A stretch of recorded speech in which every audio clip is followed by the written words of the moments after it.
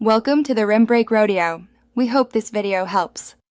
In this video, I will explain how to use Magic Media in Canva. This powerful feature lets you generate unique images and videos using artificial intelligence directly within your design projects.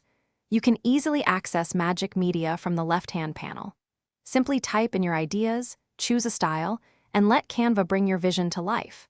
It's a fantastic way to create custom visuals quickly and efficiently.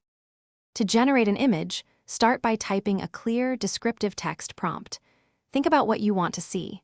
Next, select an image style from the options provided, like a vibrant watercolor or a dramatic cinematic look. You can also choose an aspect ratio, such as a square 1:1 or a wide 16:9.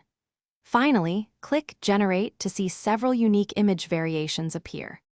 Creating videos with Magic Media follows a similar process.